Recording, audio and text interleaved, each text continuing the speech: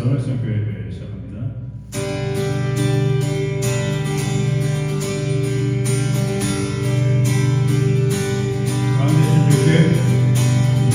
주께 감사하사 사랑 영원하리라. 모든 것 위에 뛰어나신 주 사랑 영원하리라. 찬양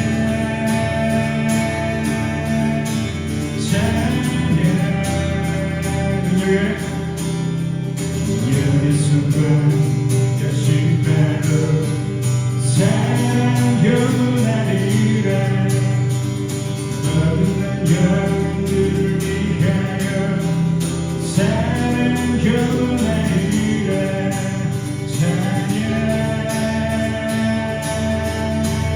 찬양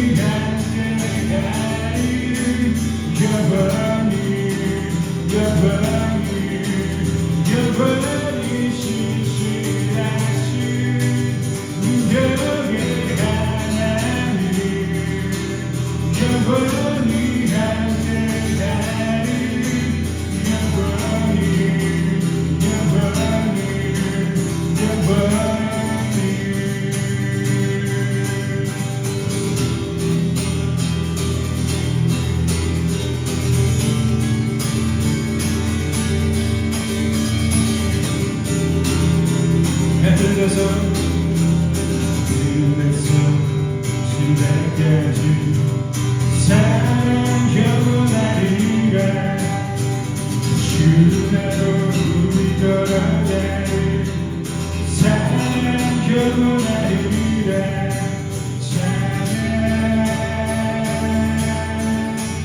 찬양 전부 들려서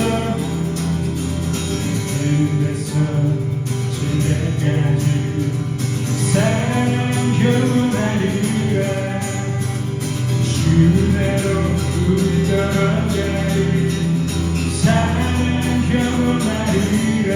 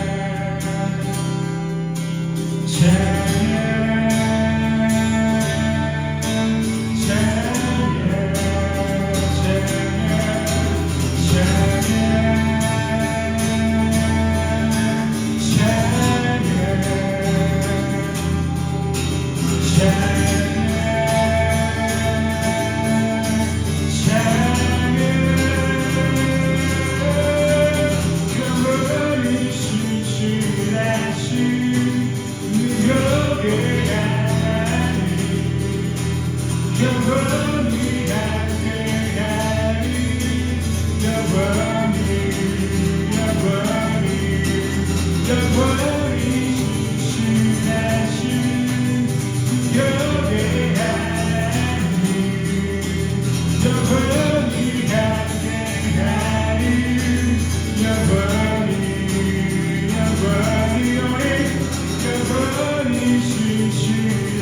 계신 무적의 하나님 영원히 함께하리 영원히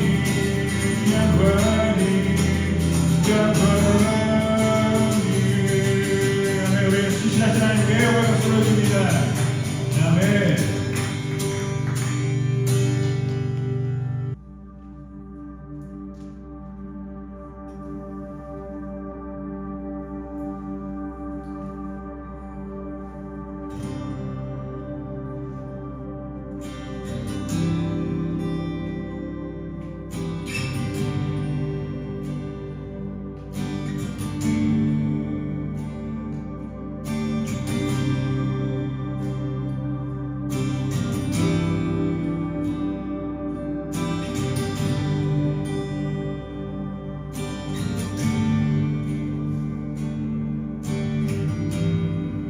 무덤 문이 열리고 마른 벼슬나에 주로 믿음 거짓은 무너지고 진리가 선포되는 이곳에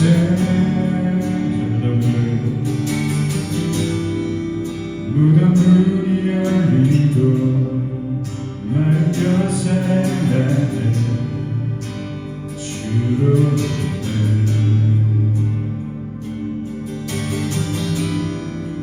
거짓은 무너지고 진리가 선포되는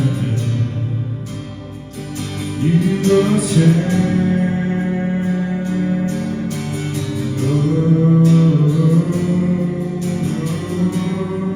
생기가 불어오네 성령이 일하시네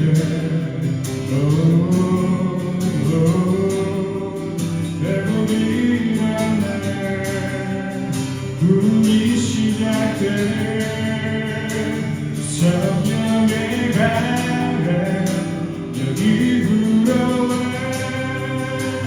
권능으로 임하시네 거룩하세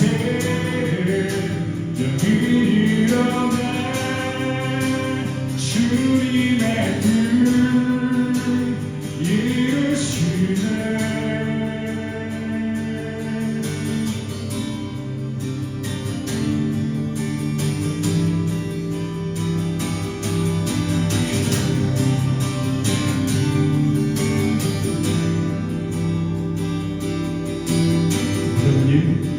무덤 문이 열리고 마른 벼슬나에 주로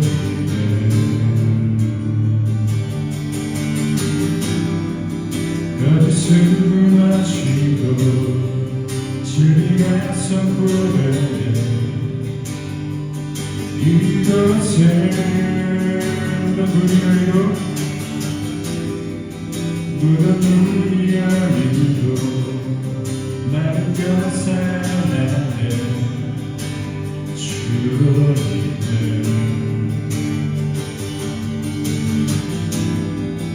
거짓은 무너지고 진리가 선포되네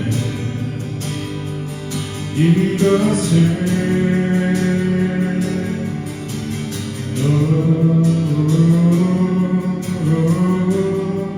생기가 불어오네 성령이 일하시네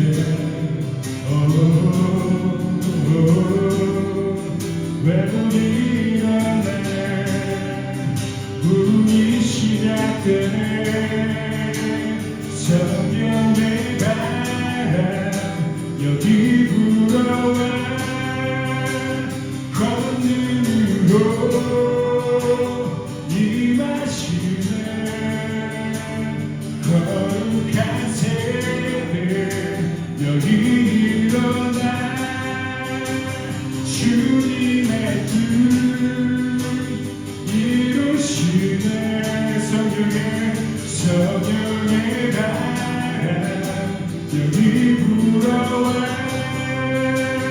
권능으로 임하시네 거룩한 세를 여기 일어나 주님의 뜻 이루시네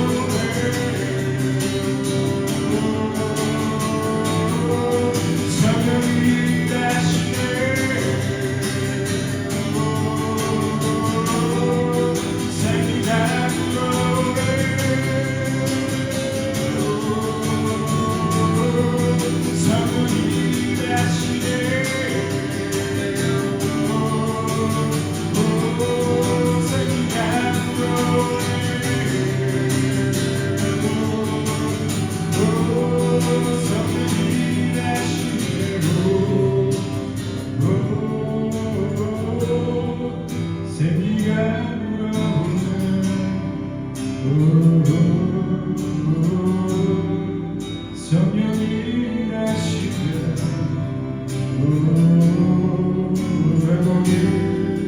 회복이 일어나네 불이 시작되네 성령의 바람 여기 불어와 권능으로 임하시네 거룩한 세를 여기 일어나 주님의 뜻 이루시네 성령의 바람 여기 불어와 권능으로 임하시네 거룩한 세를 여기 일어나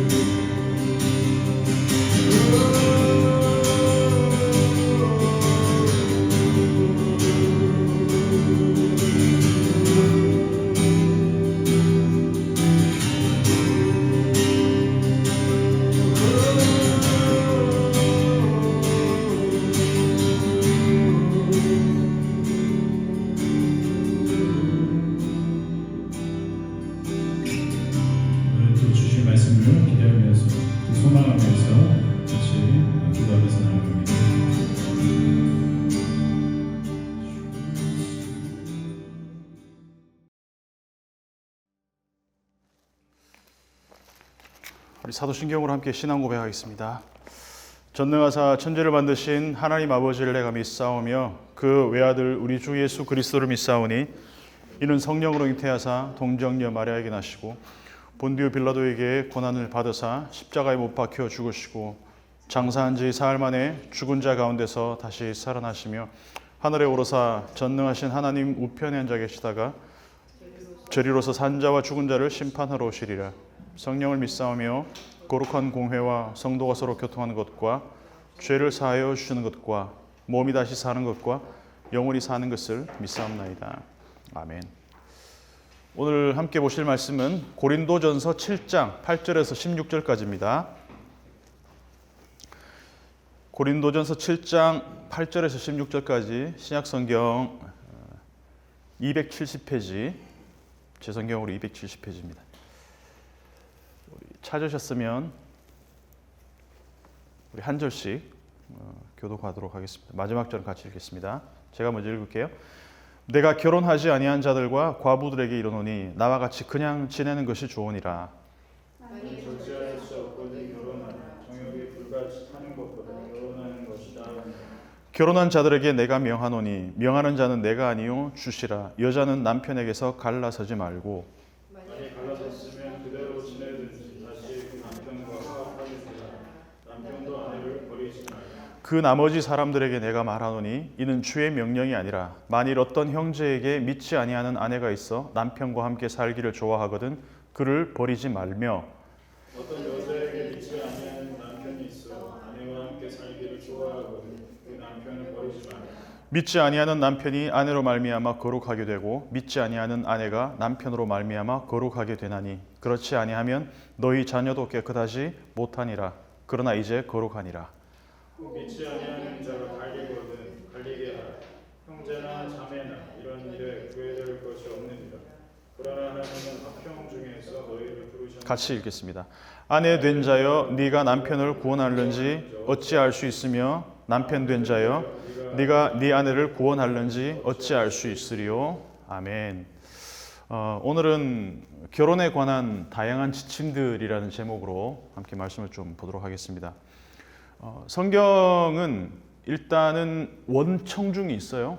그 당시에 그 시대의 사람들에게 하나님이 먼저 말씀을 하시고 그리고 또 모든 세대에 지금 우리에게도 말씀하시는, 그러니까 특수한 한 시대에 말씀하시고 보편적인 세대에게 모두에게 말씀하시는 분, 특수성과 보편성이 있다. 항상 우리가 그 균형을 갖고 성경을 볼 필요가 있습니다. 2000년 전에 유럽에 살았던 사람들의 모습이나 지금 우리가 사는 이 모습이나 인간이라는 존재의 어떤 그런 공통분모들은 다 있을 거라는 거죠. 그때나 지금이나 사람들은 다 자기 잘난 맛에 살고 내가 지혜롭다고 생각하고 스스로 교만해지는 그런 모습들이 있었고 또 그때나 지금이나 다 인간의 어떤 기본적인 욕구들은 다 있었을 테고 그리고 그때나 지금이나 결혼하고 또 헤어지고 또 독신으로 사는 사람들도 있고 그 음행의 문제 아니면 지혜의 문제, 결혼의 문제 그때는 맞고 지금은 틀리다. 이런 어떤 특수한 상황에서는 이게 잘 어떤 그때 시비 맞고 틀리다가 이렇게 다른 적용들이 될 수도 있지만은 보편적인 진리들은 그때나 지금이나 사실 크게 다르지 않다는 면에서는 우리가 적용점을 같이 볼 필요도 있습니다. 특별히 바울은 결혼 문제를 언급하면서 각자가 처한 상황들이 있잖아요.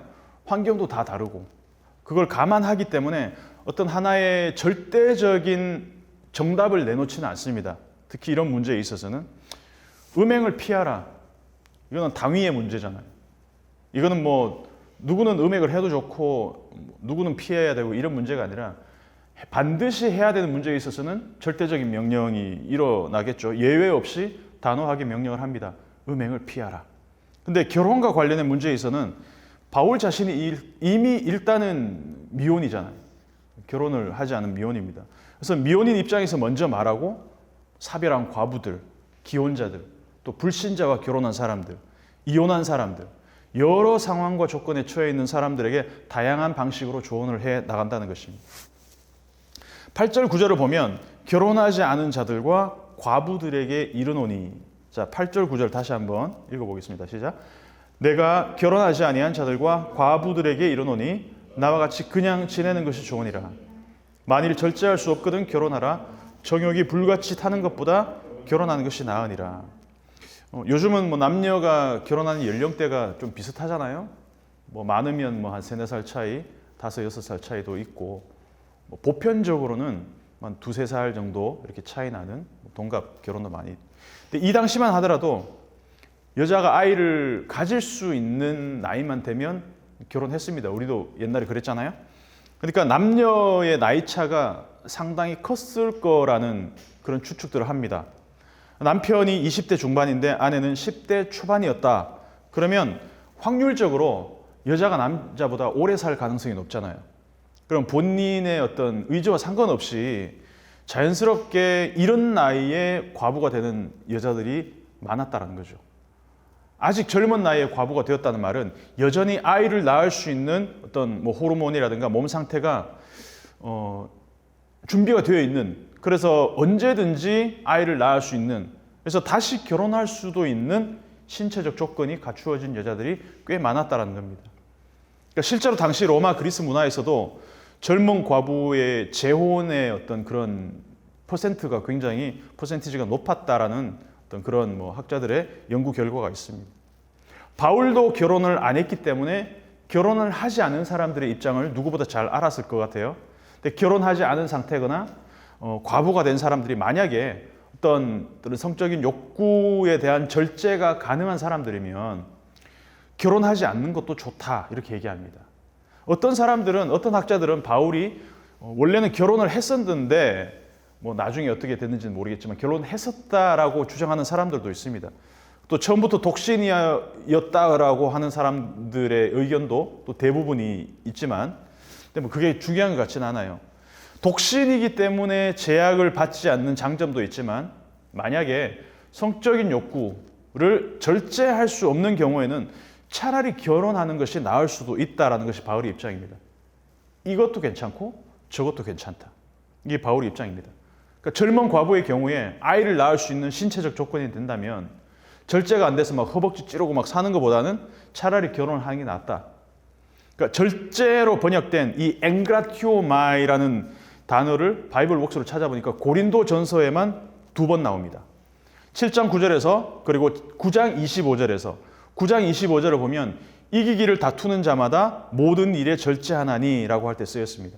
비슷한 단어로 갈라디아서 5장에서 엥그라테이아 이라는 말이 쓰였는데, 근데 성령의 9가지 열매가 있잖아요.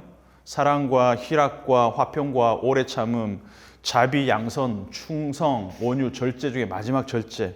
그러니까 여기서 절제를 뜻하는 엥그라테이아가 비슷한 단어가 있습니다. 그러니까 이 의미를 찾아보니까 절제라는 게 어떤 감정, 욕구, 충동을 내 스스로 컨트롤할 수 있는 상태, 이걸 뜻합니다.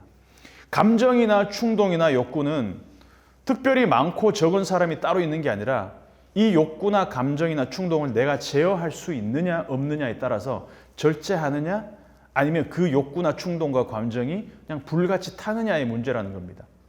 물건을 살 때도 이거 샀을 때 내가 계속 입고 다닐지에 대해서 조금만 생각해 보면 알잖아요. 답이 나옵니다. 그러니까 충동과 욕구가 들다가도 이것을 쉽게 조절할 수 있는 사람이 있는 반면에 그 욕구를 내가 조절하지 못하는 사람도 있다는 것입니다. 그러니까 욕구나 감정, 충동이 생길 때 쿨다운 할 수 있는 사람들도 있지만 반대로 그 욕구가 나를 활활 타게 하는 사람들도 있을 수 있다. 그걸 바울은 불같이 타는 것으로 이제 표현을 했다는 거죠. 욕구나 감정, 충동이라는 거는 뭐 누구에게나 있잖아요. 누구나 있습니다. 근데 그 욕구가 꺼지지 않는 불처럼 활활 타고 있는 사람들을 보면 모든 관심이 거기에만 집중되어 있다는 거예요. 일상생활을 하다가도 그 욕구가 건드려지면, 그 충동이 생기면 그걸 스스로 조절할 수 없는 경우가 있다라는 것입니다. 근데 모든 종류의 욕구라는 게 그렇지만 그 순간을 제어하면은 쉽게 사그라드는 욕구, 일시적인 충동, 일시적인 욕구, 일시적인 감정의 경우가 대부분입니다. 그러니까 신상이 출시되면 사람들이 앞다투어서 예약하는데 다음 달에 더 신상이 나오면 그 이전의 신상이 좀 초라해 보이잖아요. 착시 현상.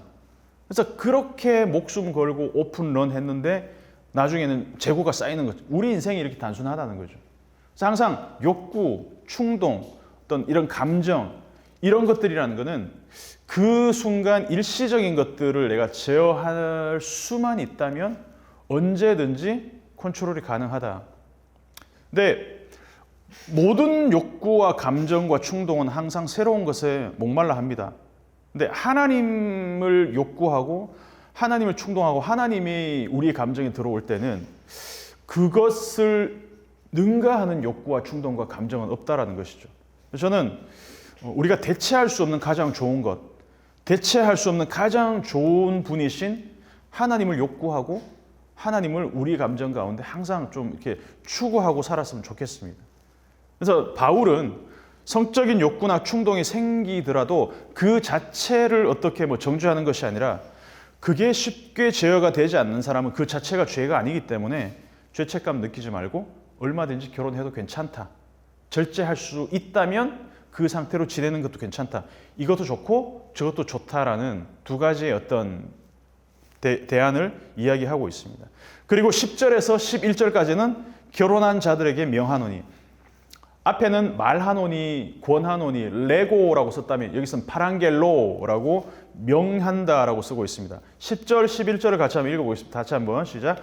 결혼한 자들에게 내가 명하노니 명하는 자는 내가 아니요 주시라. 여자는 남편에게서 갈라서지 말고 만일 갈라섰으면 그대로 지내든지 다시 그 남편과 화합하든지 하라. 남편도 아내를 버리지 말라. 자, 앞에서 결혼하지 않은 사람들과 과부들에게는 그냥 권한다, 말한다라고 썼는데 여기서는 명령한다. 근데 이 명령한다라는 말을 쓰자마자 자기 자신이 아니라 이 명령을 하는 사람은 누구다? 주님이시다. 근데 사견이 아니란 말이죠. 내 입을 통해서 하지만 결국 말씀에 근거한, 주님의 말씀에 근거한 지침이다라는 의미로 너희가 듣기 바란다라는 것이죠. 여자들은 남편에게서 나뉘어지지 말고, 여기서 나뉘어지다, 갈라서다라고 이렇게 번역할 수 있는 코리조라는 말은 공간을 의미하는 코라에서 나왔습니다. 5절에서 부부가 각방 쓰지 말라라고 할 때 물리적으로 공간을 공유한 어떤 그런 의미라면 여기서는 본질적으로 나뉘어지지 말라. 그러니까 이걸 뒤집으면 창세기 2장의 장면이 되겠죠. 여자는 남자에게서 나왔습니다. 남자는 흙으로부터 만들어졌습니다. 근데 여자는 남자의 뼈로부터 나뉘어졌죠. 남자로부터 여자가 나뉘어지지만 결혼을 통해서 다시 둘이 하나가 되었습니다. 여기서 또 다시 나뉘어진다면 남자와 여자의 그 창조 질서에서 뭔가 역행하는 셈이 되겠죠. 그러니까 이미 나뉘어졌다면 그대로 살든지 다시 재결합해라. 두 가지 경우가 다 가능하다는 이야기를 하고 있는 거죠. 앞에서도 마찬가지로 여기서도 마찬가지고. 뭐 붙였다가 다시 뗐다가 다시 붙이면 약간 좀 접착력이 떨어지잖아요. 너덜너덜해지잖아요. 볼 거 다 보고 막 환멸이 생겨서 갈라섰는데 다시 재결합하면 이게 쉬운 일은 아니잖아요.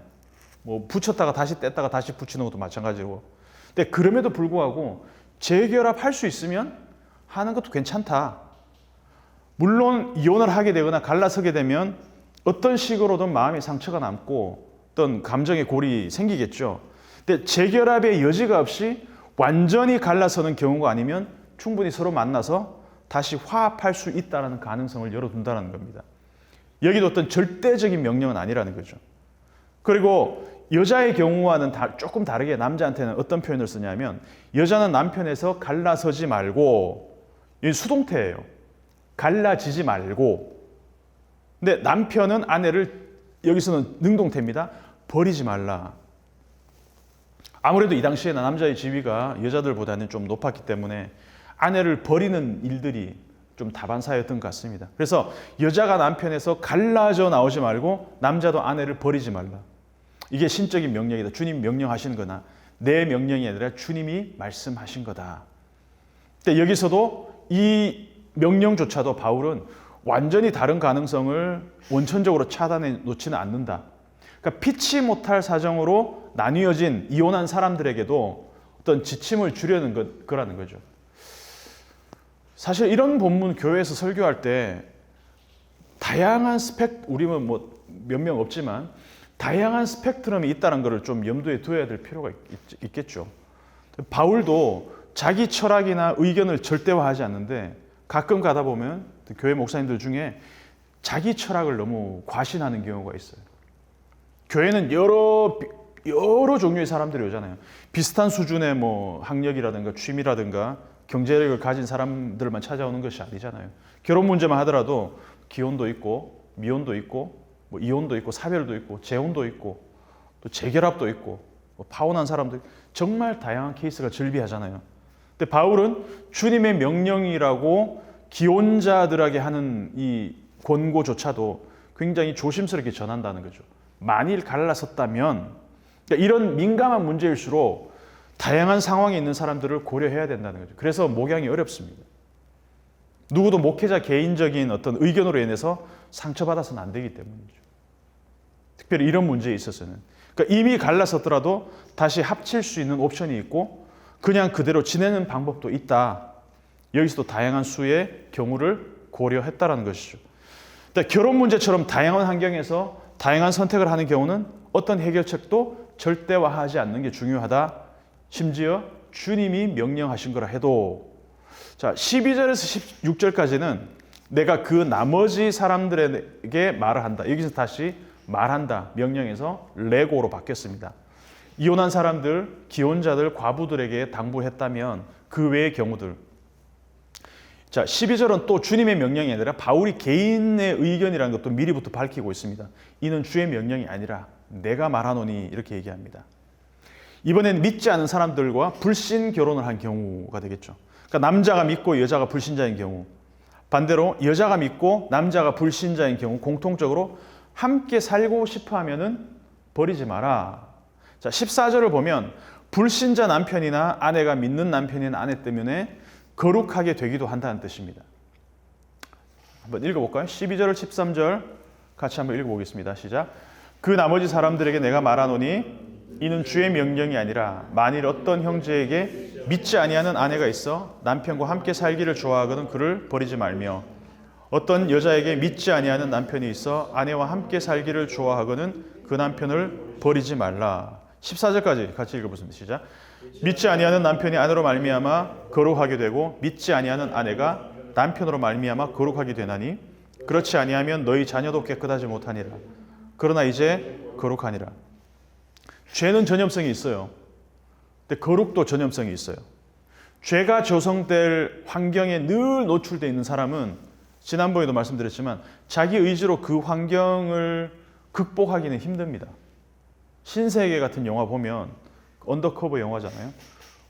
조직 범죄를 소탕하기 위해서 형사가 언더커버 어떤 범죄자로 이제 이렇게 위장해서 들어가잖아요. 근데 결국은 어떻게 됩니까? 이정재가 나중에 조직의 보스가 되잖아요. 환경이 한 사람을 어떻게 변화시킬 수 있는지 우리 주변에서도 볼 수 있습니다. 얼마든지. 믿지 않는 사람이 배우자로 인해서 얼마든지 거룩하게 될 수도 있다. 이 거룩의 전염성, 이거는 배우자뿐만 아니라 자녀에게까지 미친다는 거죠.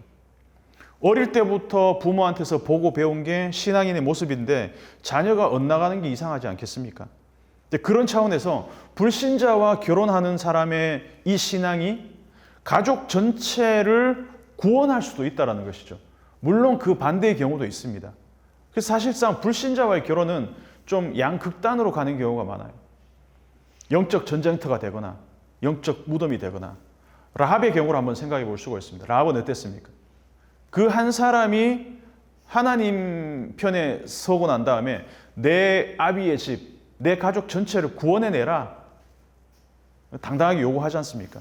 라합처럼 내 가족을 위해서 그냥 내 목숨을 걸 정도가 아니면 사실 불신자와 결혼하는 게 쉽지 않은 결정이 될 수 있다. 이걸 지금 염려를 하고 있는 것이죠. 15절, 15절 같이 한번 읽어보겠습니다. 시작. 혹 믿지 아니한 자가 갈리거든 갈리게 하라. 형제나 자매나 이런 일에 구애될 것이 없느니라. 그러나 하나님은 화평 중에서 너희를 부르셨느니라. 이 말을 오해하면 불신자가 같이 살고 싶지 않다. 같이 살기 싫다고 얘기하면 아싸 안 그래도 같이 살기 싫은데도 잘 됐다. 울고 싶었는데 뺨 때려주는 걸로 이렇게 해석할 수 있는 그런 뜻이 아니라는 거예요. 불신자 스스로 헤어지자고 하는 것에 대해서 내가 어떤 죄책감이나 책임감 때문에 자책할 필요가 없다는 거죠. 혹 나 때문에 실족한 거 아닐까? 내가 좀 더 신앙인다운 모습을 보였다면 헤어질 결심을 하지 않았을 텐데 자책하지 않아도 된다는 것이죠. 물론 그 와중에도 하나님은 우리를 화평 가운데로 화평케 하라고 부르셨다는 것이죠. 16절 다시 한번 읽어보겠습니다. 16절 시작. 아내 된 자여 네가 남편을 구원할는지 어찌 알 수 있으며 남편 된 자여 네가 네 아내를 구원할는지 어찌 알 수 있으리요. 이 어찌 알 수 있으며 어찌 알 수 있으리요. 저는 이 두 구절을 딱 보면서 요엘서가 생각이 나고 요나서가 생각이 났습니다. 그러니까 히브리 선지자들이 이런 표현들을 좀 많이 썼어요. 누가 알겠냐? Who knows? 누가 알겠냐? 우리는 하나님의 계획과 하나님의 어떤 그 주권적인 일하심들에 대해서 우리는 야다, 알 수가 없다, 미요대야, 누가 알 수 있겠냐? 한번 찾아보겠습니다. 우리 구약을 한번 찾아보겠습니다. 요나서부터 한번 찾아볼게요. 3장 9절. 요나서 3장 9절. 그러니까 요나를 읽어보면 요나가 니느웨에 하나님이 심판을 선포하잖아요. 근데 니느웨 사람들이 말도 안 되게 어떻게 다 회개해버립니다. 그때 니느웨 사람들이 했던 말을 한번 읽어보겠습니다. 3장 9절 요나서 시작. 하나님이 뜻을 돌이키시고 그 진노를 그치사 우리가 멸망하지 않게 하시리라. 그렇지 않을 줄을 누가 알겠느냐 한지라. 미 요대야. 누가 야다 하겠느냐. 이게 한 사람의 구원에 있어서 야다는 하나님의 영역이라는 것이죠. 구원은 하나님께 있다. 우리가 그냥 할 일은 그냥 우리의 할 일을 하는 것이다. 혹시 회개하면 우리같이 악한 짓만 저지르고 살았던 그 이방인들, 니느웨 사람들도 구원해 주실지 누가 알겠어. 근데 그 뒤에 보면 10절에서 곧바로 나옵니다. 어떤 결과가 나오는지. 같이 한번 읽어보겠습니다. 시작. 하나님이 그들이 행한 것, 곧 그 악한 길에서 돌이켜 떠난 것을 보시고 하나님이 뜻을 돌이키사 그들에게 내리리라고 말씀하신 재앙을 내리지 아니하시리라. 누가 알겠느냐? 옷을 찢고 왕부터 짐승들까지 회개했는데 하나님이 실제로 구원하시더라는 것이죠. 니느웨를. 요엘서 2장을 한번 찾아보겠습니다. 요엘서 2장. 요나에서 가깝습니다. 2장 13절, 14절을 한번 찾아서 같이 읽어보겠습니다. 구약성경 1272페이지. 요엘서 2장 13, 14절 같이 한번 읽어보겠습니다. 시작. 너희는 옷을 찢지 말고 마음을 찢고 너희 하나님 여호와께로 돌아올지어다. 그는 은혜로우시며 자비로우시며 노하기를 더디하시며 이내가 크시사 뜻을 돌이켜 재앙을 내리지 아니하시나니 주께서 혹시 마음과 뜻을 돌이키시고 그 뒤에 복을 내리사 너희 하나님 여호와께 소제와 전제를 드리게 아니하실지 누가 알겠느냐. 미 요대야 똑같이 쓰였습니다. 하나님이 어떻게 하실지는 알 수 없다. 그러나 우리가 할 수 있는 것은 최선을 다해서 해야 된다. 구원은 하나님의 영역입니다. 근데 그럼에도 불구하고 우리가 만약에 불신자와 결혼을 하게 되었다면 그 선택이 어떻게 되든지 그것에 대해서 우리가 뭐라고 정죄할 것이 아니라 하나님이 하실 일을 기대하자는 것이죠. 바울은 결혼 문제와 같은 인생의 중대사에 있어서도 자기의 의견도 제시하고 주님의 명령도 제시합니다. 근데 그걸 절대화하지 않습니다. 주님의 명령이라 할지라도 그것 때문에 누군가 정죄될 상황을 만들지 않습니다. 이미 벌어진 일이라면 교회에서 결혼이라는 문제에 있어서 다양한 포지션에 처한 사람이 많잖아요. 기혼도 있고 미혼도 있고 이혼한 사람, 사별한 사람, 불신자와 결혼한 사람들. 청년들 불신자와 결혼하겠다고 또 와서 막 어떻게 해야 되느냐 이렇게 또 뭐 상담 오는 사람도 있을 수 있고 왜 믿지 않는 사람이라면 결혼하려 하느냐. 또 이혼의 문제에 있어서 예수 믿는 사람은 절대로 이혼하면 안 돼. 뭔가 절대화된 것들. 물론 당위의 문제에 있어서는 음행을 피하라. 이런 문제는 다른 가능성이 없습니다. 그죠? 근데 이런 문제, 결혼과 같은 문제에 있어서 성경에 독신은 안 된다고 있어. 결혼해서 가정을 꼭 이루어야 돼. 이런 문제에 있어서조차도 단정적으로 문제를 이렇게 어떤 출구를 열어놓지 않은 것은 조금 문제가 있을 수 있다는 것이죠. 바울조차도 이런 식의 단정적인 유일한 메뉴를 내놓지는 않는다는 것이죠. 이런 문제에 있어서는 다양한 입장, 다양한 상황에 처한 사람들이 각자의 상황에 맞게 그 상황에서 이미 일어난 일이라면 그 상황에서 어떻게 하나님의 뜻을 이루어갈 것인가, 살아갈 수 있는 삶의 지혜들을 탄력 있고 지혜롭게 나눌 수 있는, 저는 우리 교회가, 일상교회가 그러한 문제에 대해서 하나님이 어떻게, 바울이 어떤 입장으로 지혜롭게 우리에게 말하고 있는지 한번 들여다볼 필요가 있다고 생각을 합니다. 우리 함께 말씀을 기억하면서 같이 좀 기도했으면 좋겠습니다. 고린도전서 말씀을 쭉 보면서 또 결혼의 문제, 하나님이 또 바울을 통해서 고린도 교회에 주시는 이 문제에 있어서 우리 현실에 있어서는 어떻게 우리가 접근해야 될 것인가, 2000년 전에 유럽의 교회의 문제가 지금 21세기 한국 교회와 어떤 연관이 있는지 우리가 다시 한번 좀 돌아볼 수 있었으면 좋겠고, 지금 우리에게 하시는 말씀은 무엇인지, 각자 다양한 상황에 있는 어떤 그런 처지에 있는 사람들에게 실질적으로 하나님이 하시는 말씀이 어떻게 우리에게 적용이 될 수 있는지 좀 탄력적이고 지혜롭게 우리가 이 문제들을 접근할 수 있는 그런 지혜를 주실 수 있도록, 그러한 우리 일상교회가 될 수 있도록 우리 함께 기도하며 나가도록 하겠습니다. 기도하겠습니다. 존귀하신 하나님 아버지, 고린도 교회를 향해서 하나님께서 바울을 통해서 말씀하시는 이 이야기들을 우리가 계속해서 보고 있습니다. 하나님, 지혜의 문제, 또 성찬의 문제, 음행의 문제, 결혼의 문제, 은사의 문제, 여러 가지 다양한 문제들을 그 시대에도 교회가 갖고 있었고 지금도 우리 교회에서 하나님 일어나는 일들이고, 인류가 보편적으로 겪고 있는 문제들에 대해서 하나님 교회에 당부하신 하나님의 말씀들을 우리가 보게 됩니다. 그럴 때마다 우리에게 지혜가 필요하고, 또 그때마다 각 상황에 처한 사람들에게 당위적으로 반드시 해야 될 것과 하지 말아야 될 것에 대해서 우리가 듣는 말씀들이 아니라면 상황에 맞게 하나님 지혜롭게 분별할 수 있는 말씀과 그 말씀을 들을 수 있는 귀를 우리에게 열어주셔서 하나님, 우리가 어떤 상황에 처하든지 그 상황들을 지혜롭게 주의 뜻이 무엇인지 분간하며 살아갈 수 있는 그런 우리가 될 수 있도록 은혜를 도와해 주시옵소서. 하나님, 또 어쩔 수 없는 환경 때문에 사별을 하거나 이혼을 하거나 또 독신으로 지내는 사람들도 있을 수 있습니다.